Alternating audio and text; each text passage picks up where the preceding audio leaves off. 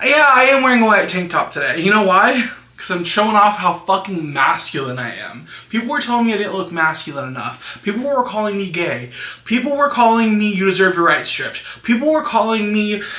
Okay, they weren't calling me these things in these comments. Y'all are sweet on YouTube. Somewhere else, people were. So I just needed to prove my worth. So today, we're going to be reading Scary Stories! Road Trip Edition. Road Trip Horror Stories. A lot of you guys were requesting horror stories again. I think this is probably the longest series I have on here because I look like fucking strong when I pop my collar out like that. The collar that doesn't exist. And we're doing our fucking nails today. So I got cat eye polish. Oh, these aren't cat eye. I got cat eye polish and then I got jellies to go on top of it, like jelly polish. So it ends up looking like you could change the color of the cat eye to make it cutesy. So we're gonna try to do cat eye polish. If you've never seen it, I'll insert a picture.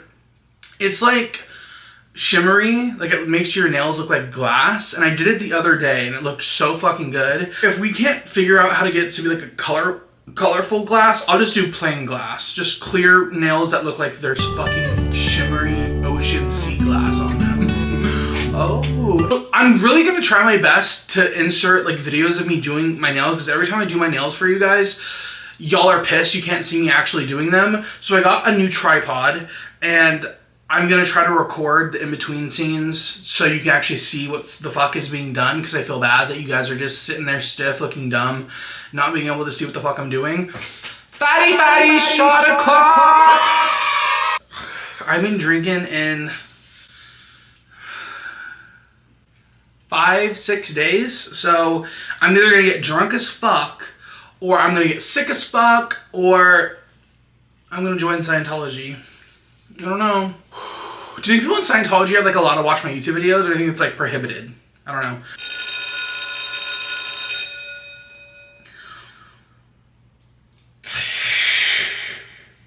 Wow. Stephanie got 2 new brothers. These were so hard to get. Do you know how fucking hard it is to get the boo-boos? You probably fucking do if you have some real ones. Mine are real. I don't fuck with fake. But some of the foo-foos are so funny and cute, and I want one still.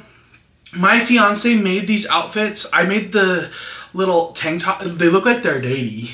But Stephanie's actually pissed right now. She hasn't talked to me in 2 days since I got these. Just because she feels like we're like abandoning her, and we've had a few conversations with her about it. But Stephanie is really pissed. But these are her brothers. Hopefully they won't be as bad as fuck as Stephanie. But they've been pretty good so far, but she was pretty good for a few days and then she ended up being bad as fuck, so I don't know. Someone commented earlier and said that it's because I'm fat that my nails are so thin, and I think I read that somewhere, like they weren't even trying to be funny. They were actually just speaking facts. I'm gonna use builder gel, which I started doing the other day for the first time, and it made a huge difference in the way that my nails look. So I will be using builder gel. I'm gonna put the builder gel on and then I'll be back for our first story.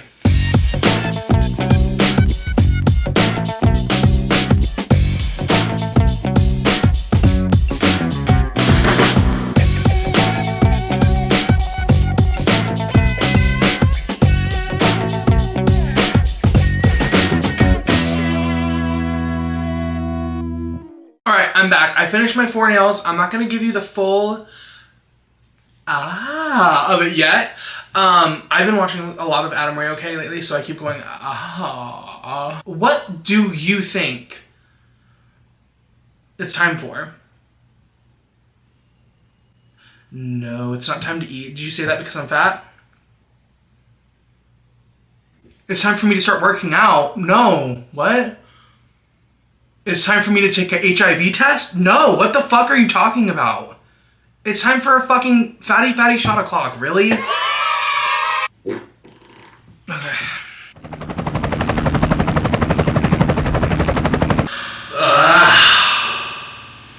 Whoa! The story is from Wandering 33, 9 years ago, in the Let's Not Meet category.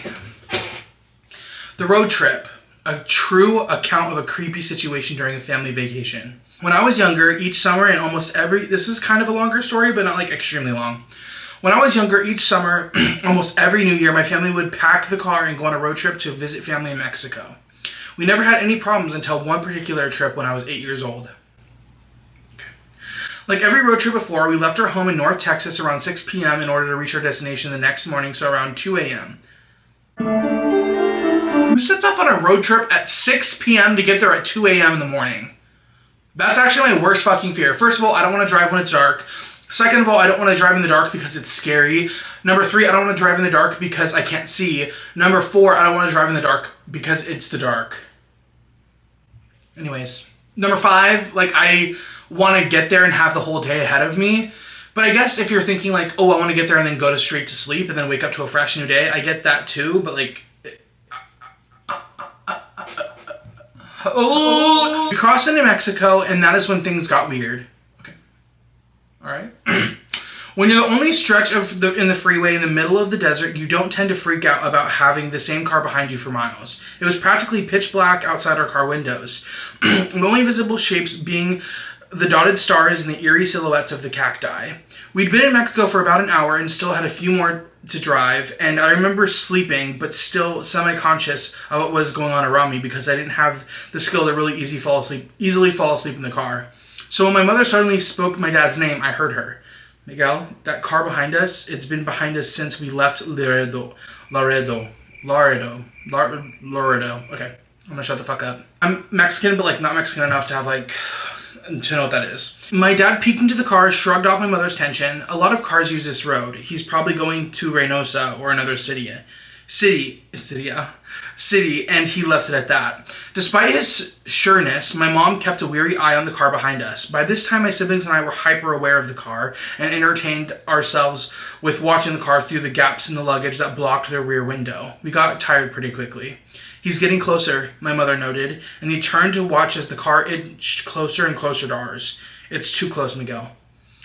And she was right. By this time, the car was practically pressed against the rear of our car, and on a lonely stretch of highway in the middle of nowhere with another few hours until daylight, it was downright scary. We couldn't do much. My dad didn't slow down, didn't stop, and he didn't speed away either. He just drove, and the car followed.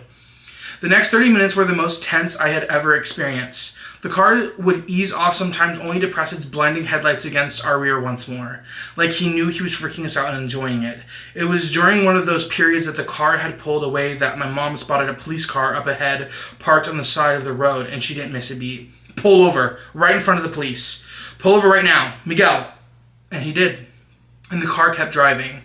I remember how confused the policeman must have been as he watched my dad park our car right in front of him.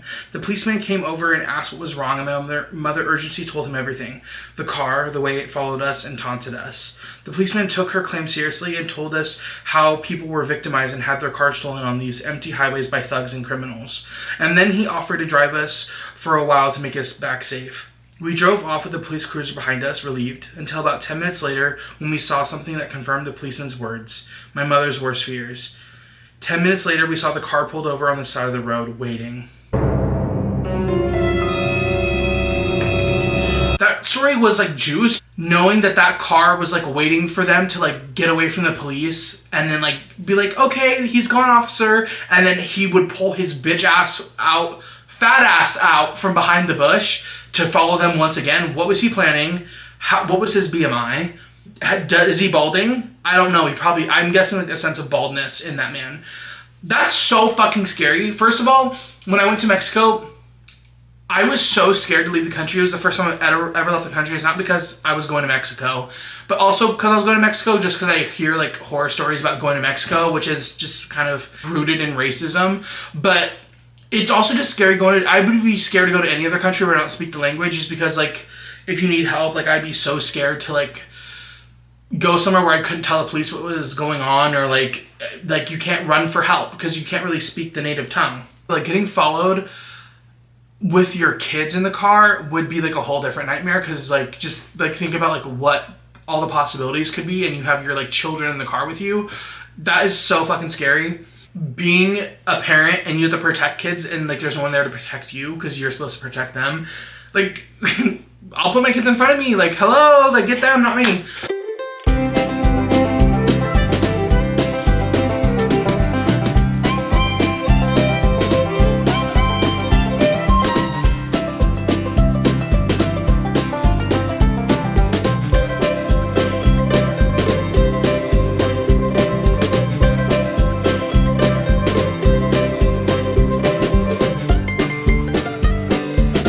So I was gone for 25 minutes. I think it's time for another fatty shot o'clock. For all the people that are smoking pot and taking shots with me, hey. Oh, God. First one is a long one. Never sleep in your car on a road trip. This was posted by one planche man 2 years ago in the scary stories section of Reddit. I am from Connecticut. I was in a long distance relationship with my girl from Georgia and would often make road trips down to visit her. He did all that for her? Okay. Are y'all still together? I don't really mind. I love road trips. Okay, so was it for her or was it for yourself? Because don't be greedy. I don't really mind. Okay. I've driven across the United States and back all on my own. There's just something about traveling the highways of the US by yourself. It's just so freeing. Okay, so it was mainly for you. I'm guessing you're not together anymore because you're being greedy. To save money, I would sleep in my car. It's not so bad. It's basically camping in a metal tent. Makes you feel like you're really roughing it up. I just recline the seats back, keep the key in the ignition just in case, and doze off. No, I don't put anything up to block the windows for privacy. Maybe I should have. Okay, what? Not putting anything up is a little bit scary. If I knew I was going to be sleeping in my car, I definitely would have bought in like a $5 thing from like Walmart or something to block it, because fuck that. Pulled into a parking spot away from the others, under the shadow of a tree and far away from the street lamps. I figured I would have more privacy there as opposed to being bathed in light. So I did my usual thing, locked my doors, opened the window just half for ventilation, kept my key in, reclined the seat, and went to sleep. I was never interrupted on any of these car camping nights, so I never suspected anything on this one. Then a sharp tap woke me up. At first, I thought I just heard it in my dream. I opened my eyes, a bit confused since I was leaning back. I was facing the ceiling and couldn't see anything. I hear another tap, like a tiny object hitting a hard surface. It came in an irregular rhythm. Was it raining? Was water dripping onto my windshield? I'm under a tree. Maybe something fell off from the branches. Maybe a squirrel or a bird was dropped or something. What if a squirrel... Okay, how many examples? Like, we get it. Something tapped. What if a squirrel was climbing around my car? Or what if it wasn't an animal? He's just putting us through the process and I'm like hating him for it, but like makes the story juicier, so I need to shut my fat ass up. The thought occurred to me that it might very well be a person poking around outside. What do they want? Were the doors locked? Yes. The keys were in the ignition. I can leave in an instant. Still, I lay there completely still, pretending to be asleep. Pretending what I had heard was nothing. Hopefully whatever it was would just leave me alone. It was better not to find out. I was too afraid to find out. It was better to stay there in blissful ignorance. I'm sorry. I honestly think I would have... Okay, I'm gonna shut my pussy ass up because I do think I would have been too scared to do anything. I probably would have been too scared to turn on the car. Still, the tapping continued. I had to do something. There was no way I was just gonna sit there and stay.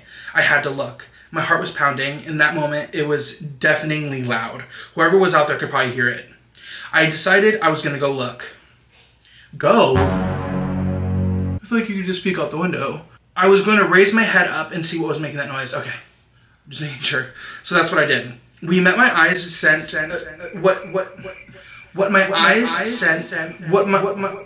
I drunk? Off of 2 shots. Ooh. What met my eyes sent a jolt throughout my entire body. Oh God. Every muscle fiber locked up in pure shock at what I saw. The faint glow of the street lamp cast just enough light for me to make out what I was looking at. There in the windshield, staring directly at me, was a face. Someone, I presume to be a woman, was lying on the hood of my car, her face pressed right up against my windshield. Her face was completely still, locked in a permanent grin. I froze in overwhelming terror. The eyes I stared in appeared to have rolled back, showing only the whites. The nose was turned up. Is she Jeepers Creepers and she smells you in there? Or what's going on? I don't even know if I'd be scared at that point. I think I'd be pissed, because why are your eyes rolled back in the back of your head? Like, that would piss me off. The nose was turned up, pressed painfully into the glass. The lips stretched open wide, revealing horrid, rotten teeth. Even in the darkness, I could tell her skin was sickly pale, contrasting her long, filthy black hair. Whoever this was, she was clearly not in her right mind. I don't know how long I sat there, too afraid to move. Finally, I got a grip of myself and shot my hand into the ignition. It turned over, making it, in an instant, the most beautiful sound I had ever heard. For a split second, I was afraid I might be caught in a horror movie scenario, the one where the car won't crank as the killer approaches. I reversed as fast as I could, trying not to give the creeper any time to think. In my panic, I remember activating the windshield wipers in a furtive attempt to get her off. Okay. If this bitch is literally stuck like a fucking leech sucking on your windshield with her eyes rolled in the back of her head, I don't think you turn on the windshield wipers would be like, oh, what am I doing? I shouldn't be on your car sucking on it. Let me leave. Like, okay. I would have just pulled out and made her fly off the car and probably hit her on purpose, but it's okay.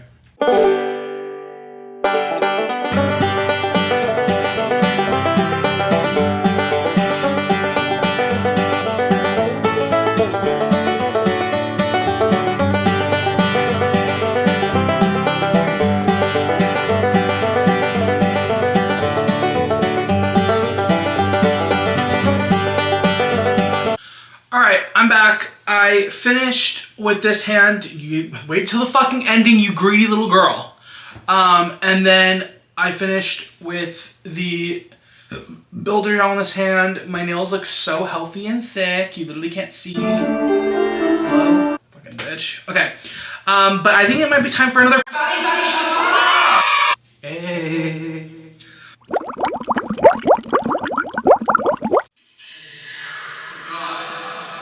There's no name under this, but it was posted 5 years ago. So I was driving down an old highway, not heavy usage anymore, during a snowstorm in 2011. Had a pretty close call on this particular trip. Oh, what's all that? I was heading to the next town over with my girlfriend at the time, and we were driving behind an SUV on the road. We were behind them for a good while. When they came to a stop, I maneuvered the car around to get a good look at why they stopped. There was a truck in the road. Driver and passenger doors open, 2 sets of tracks in the snow leading off into the woods. I got out of the car to make sure no one was injured or needed help, but there were no signs of car trouble. Okay, they are so much better than me because I've heard of the fucking stories of fucking people making it look like they need help in the road, and then they slit your throat, pound on your chest like a gorilla, steal all your belongings, leave you for dead in the road, and then take your car. So, like, I'm so sorry, like, I'll call the police for you, but I'm not getting out of my car at all. So there wasn't much snow built up on the inside of the car, so the indoors hadn't been left open for long. It was snowing pretty heavily though. I started to follow a set of tracks into the woods to check, but stopped. Before I could do much of anything else, the driver of the SUV called me over to let me know that the truck had been reported as stolen. They said the highway patrol was on their way. So how does that guy know that it was reported stolen? Is he a cop? Does he have a radar? Like what? How did he know that shit was stolen? A day or so later, I found out that the owner of the truck was a man who lived nearby that had been missing for over a week. The police went into the woods to look for him and found his freshly deceased body in a ditch with a single gunshot to the back of the head. Whoever took him beforehand must have marched him out of there, executed him, and just wandered off into the woods. I'm still very glad I didn't follow those tracks. I didn't hear the shot, so it must have been right before we all arrived to the truck. I don't even want to think about what would have happened to me if I had persisted.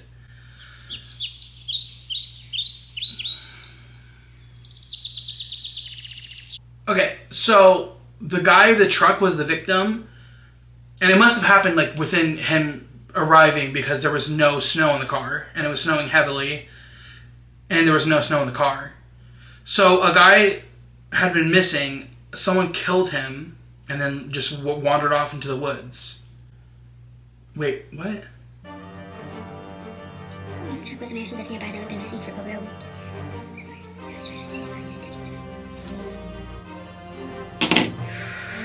Okay, I don't really understand the story. So, like, the car was stolen. There was a guy that owned the truck that was dead. So did, like... What? I'm confused about the story. So was the guy that stole the truck the killer? Or was the truck reported stolen with the person who was also missing? I'm guessing the guy drove there with him, in his car, held it hostage. But then how would he be missing for a week if he just got killed? Unless he was holding him hostage for days. Did I not read this right? I just don't understand. Like, I'm not getting it. Can someone in the comments, like, tell me what's going on? My nails are so pretty. Oh.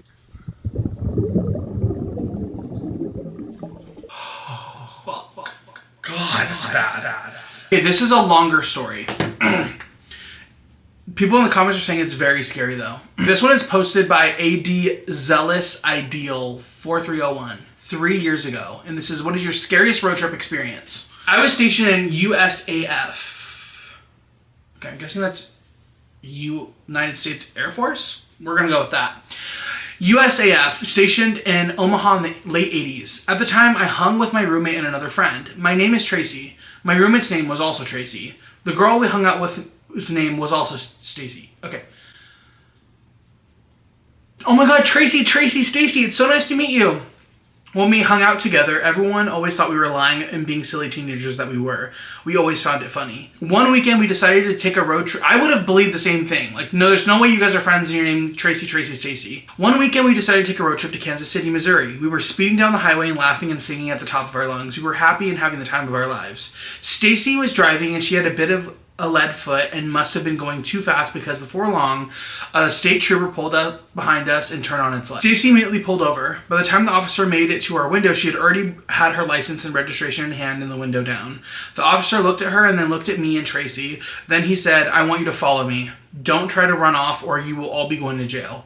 He then went and got back into his car. He looked at them, he's like, "Y'all look bad as fuck. Like, don't even try it." Needless to say, the three of us were puzzled and talking amongst ourselves, wondering why he didn't just take Stacy's identification and write her a ticket. The officer pulled out slowly and we dropped in behind him and followed him down the road. He drove a few miles, then exited the highway. He drove a little way. Where the fuck is he taking them? He drove a little ways and turned onto a dirt road that was surrounded by stalks of corn.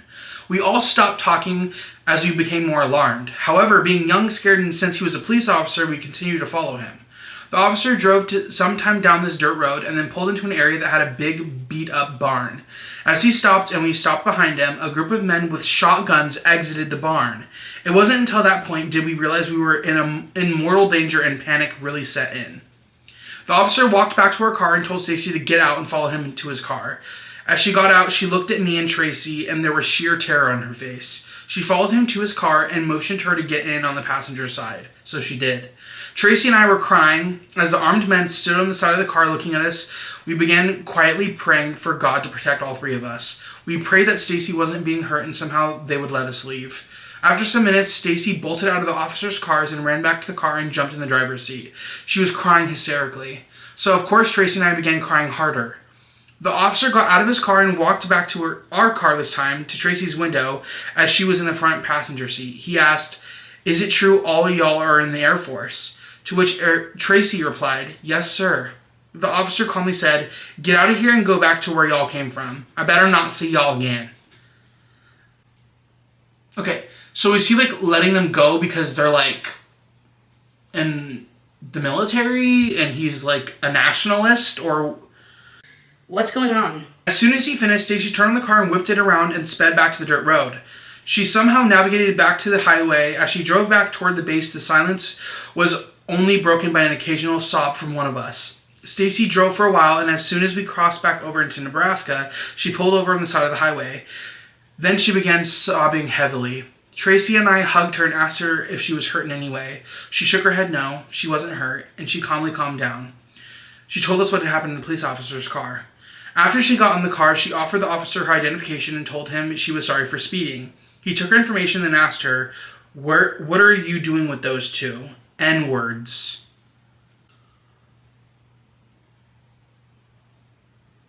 Oh.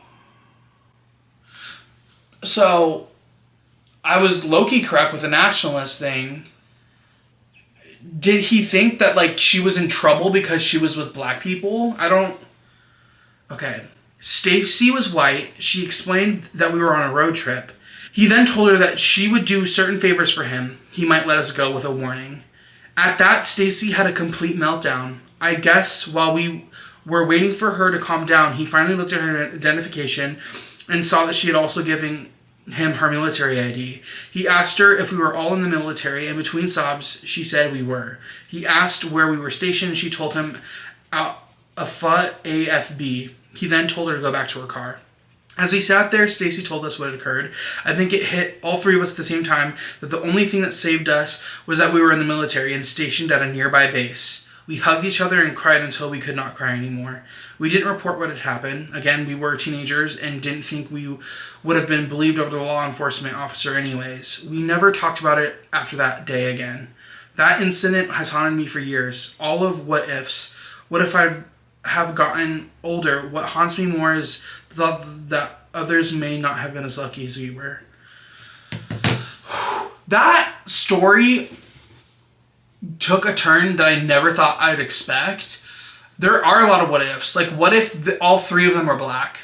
What if they weren't in the military?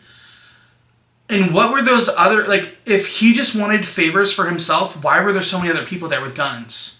And what is this? Like a nationalist, racist group of cops that, like, pull over black people and, like, terrorize them? I mean, not surprising in our country, and definitely not surprising in the fucking 80s. That is so traumatizing and so scary. It kind of reminds me of, like, Texas Chainsaw Massacre. Like, that is fucking sick, and that is a scary fucking story. You guys have already seen the process of what it is to do these nails, so I'm going to just show you with this camera and not the other camera angle, and then we'll come back, read one more story, take another shot, and then we'll be done.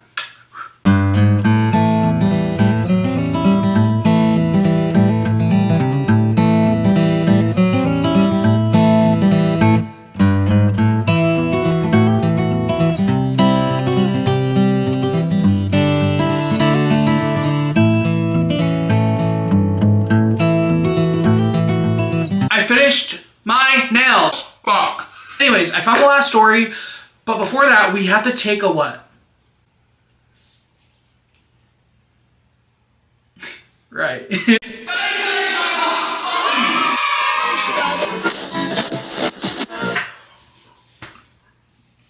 Story is long, so pat your pussy dry, make sure she's not too wet, clean off the leaking green stuff off your tip, and get ready for the story. Scary figure in upstate New York. This is from Individual Elk on Backwoods Creepy area of Reddit. So to give you a little bit of background information on the story, which is 100% true, it fucking better be. You know how I feel about fucking fake fibbed stories. I would like to start off with the fact that I am European. I posted another story a couple months ago back about something that happened to me in Tuscany, Italy. As for me and my friends in this story, we are from Spain. And when this happened, end of September 2023, we were fairly new to the USA. Okay, so we, like, traveled to the USA to have fun, and I'm guessing something fucking horrible happened, so welcome to the USA. Welcome to the USA. Go Manta Rays! I don't know where that was from, but it sounded right. I moved here a while back for law school, and so did my friends. We had been living here for a few months and decided to explore the nature of this beautiful continent, as well as we all live in New York City. So long story short, we decided to go on a road trip to Canada, drive through and around Lake Ontario, and then drive back to New York City through upstate New York. I'm a male and my friends were 3 females, so you're gay? That's what I'm guessing. For the sake of anonymity, I live in an anonymity. And me trying to, like, correct myself and then getting it wrong again. I'm drunk. Fuck you. Let's call them Lisa, Ann, and Charlotte. Everything went super smooth until the last night. Okay. So for our last night, we rented off an off-grid cabin in a remote area in the woods of upstate New York. To give some locals an idea. Okay, this isn't like a road trip story, but it is a road trip story. So if you're mad about it, then report this video. I don't know. We were like half an hour away from Harrisburg, I think. Me and Lisa had decided to spend one night in this cabin because it was one with the nature. The cabin was super old, made from logwood, and there was no running water or electricity. Both me and Lisa had experience with survival in the wild of Europe. I, for myself, had been a Boy Scout my whole life, and even was a Scout leader for... He was a Scout fucking leader. Don't fuck with our man right here. Our other 2 friends were there. As much as I love them, purebred city girls. We're just city girls. They had pretty much zero experience with camping, or just to be in a place where there was no service for phones, as was the case in this cabin. We had been driving all day to get there, and when we reached the beginning of the forest, it was already past 10 p.m. and it was really dark at night. While driving to this place, we lost internet connection with the GPS, so I had to drive to the cabin on intuition paired with a good old-fashioned map. Wait, what? Hoping for the best while trying to drive safe on these muddy trails, it was also raining the whole day. On the way there, Anna and Charlotte were in the back of the car, and the moment they lost phone service, they got pretty uneasy for the rest of the ride. All of a sudden, in the pitch-black darkness of the forest, we all saw a campfire. But there were no houses around or people, just a campfire. A well-organized one, since the fire was not spreading and it was not as big as a bonfire. It kind of startled all of us at the time, and it was a little bit weird since there was no one around and we were really deep in the forest already. Plus, it was getting very late. When this happened, we also reached the end of the trail and we figured we had taken the wrong trail at the crossroads before. So I turned around and we were all on our way again. Half an hour later and a couple of wrong trails later, we finally had arrived at our destination. As we could finally see the first glimpse of this godforsaken cabin in the middle of nowhere, to give you a good idea of how old it was, the potty was made out of wood and it was outside of the cabin. So like an outhouse? Okay. Fuck no.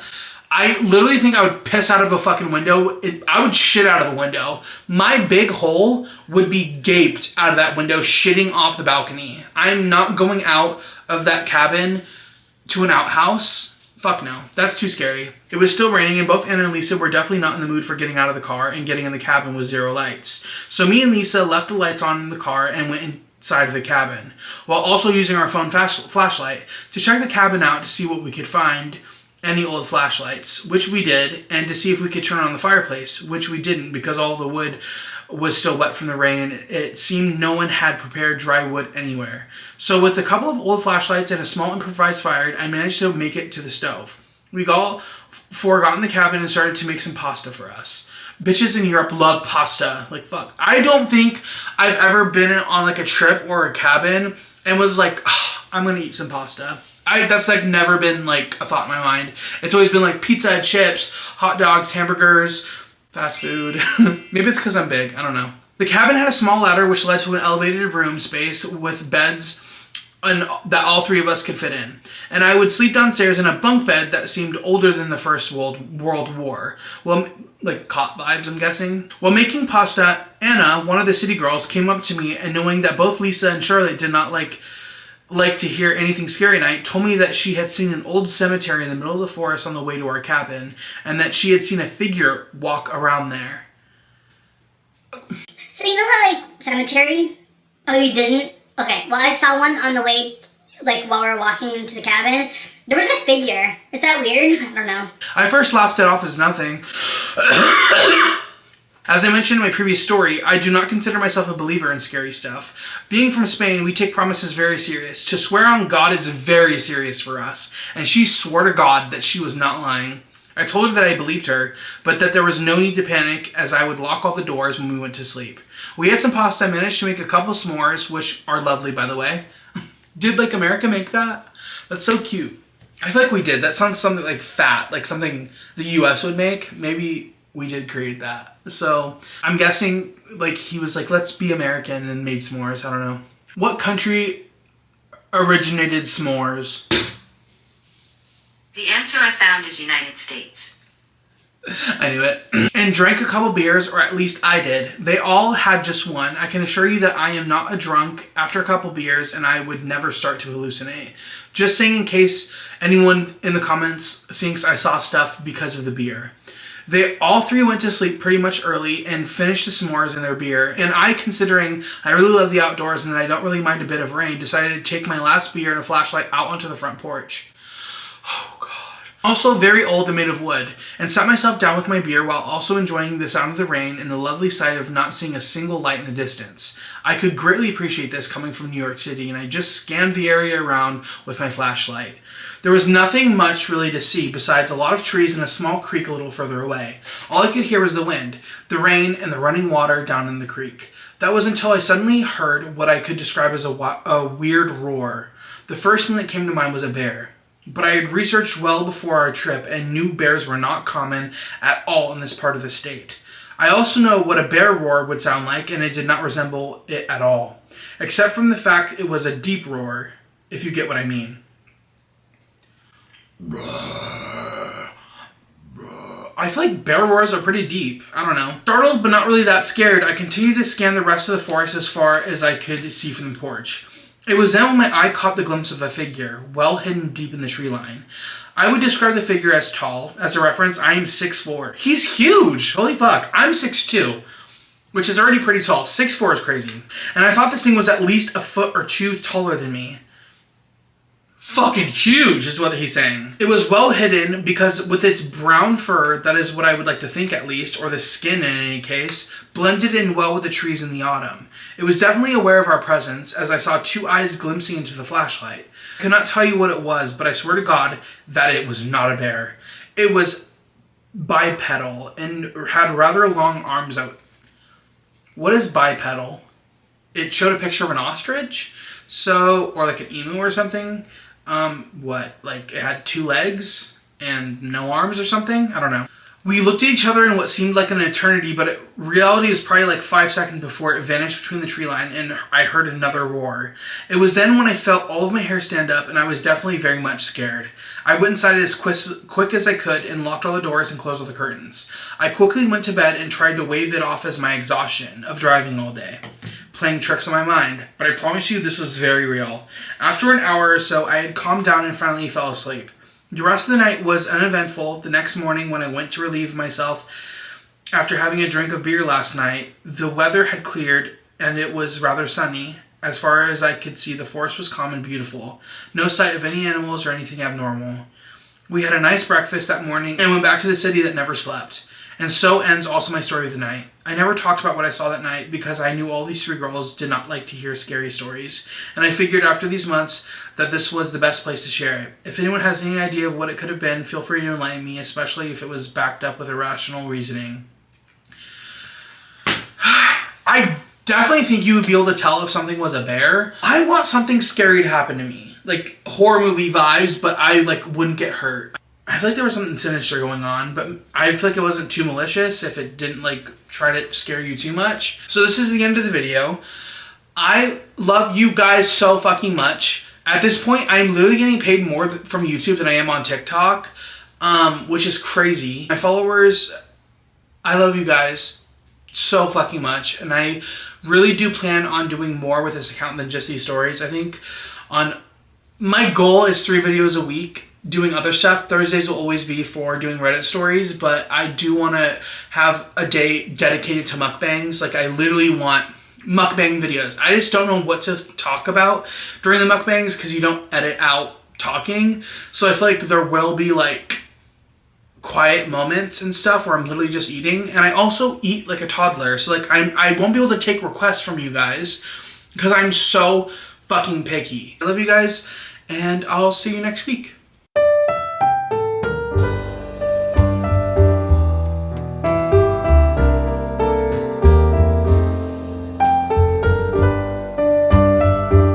I love you.